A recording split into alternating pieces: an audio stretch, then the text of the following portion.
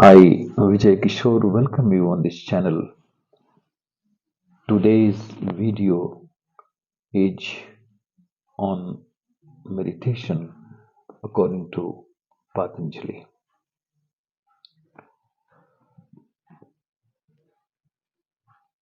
Patanjali is the greatest scientist of the inner world.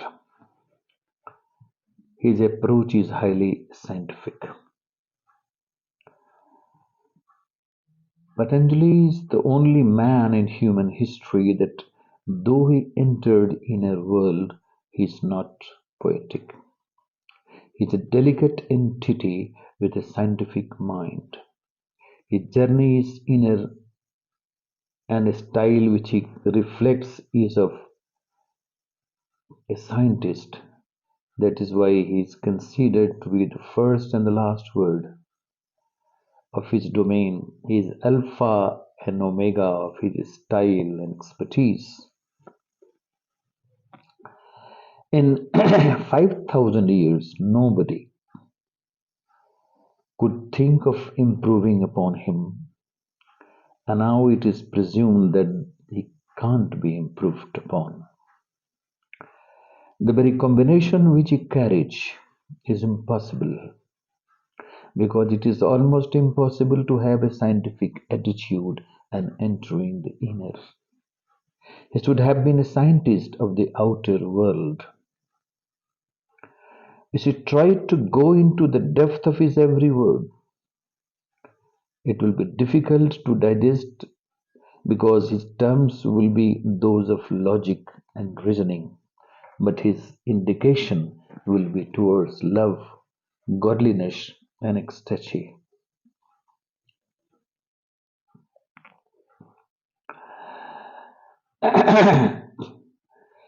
His terminology is that of a man who works in scientific lab, but his lab is one of the inner being. He is a mathematician of the ultimate poetry. He is a paradox, but he never uses paradoxical language. He retains a very firm logical background. He analyzes, dissects, but his aim is synthesis. He analyzes only to synthesize. He talks to the intellect, but don't forget his target is the heart. He moves on a dangerous terrain. His path is something different and his goal is something different. Apparently, we don't find any congruity between his path and goal.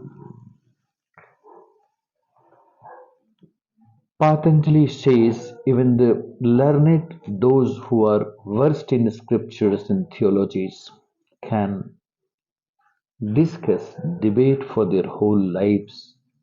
They can talk and talk and argue about countless things, but meanwhile the life is flowing by. They have not tasted the cup of the life. They don't know what life is. They have lived in words, linguistic games. So remember, Vedas and Bible won't help them. Qurans and Dampas won't help them. Knowledge is of no use as far as life is concerned. You may become a great scientist, a great philosopher, or a great mathematician, but that doesn't mean you know life. To know life is a totally different dimension. To go into the depth of life, you have to be meditative. Meditation can bring you to the natural core of existence. What Patanjali is saying is not philosophy, it is a realized fact. It is a realized fact, it is an experience. Sartre is saying life is meaningless, but goes on breathing, goes on living. He is not true to his philosophy. He goes on living and he lives up to 90 years. It talks about courage, simplicity, sincerity, and authenticity, but he is none of this. Buddha lived for 40 years in ecstasy with not a single moment of misery. Thousands of Buddhas have been born in the East and they have lived in the most blissful manner.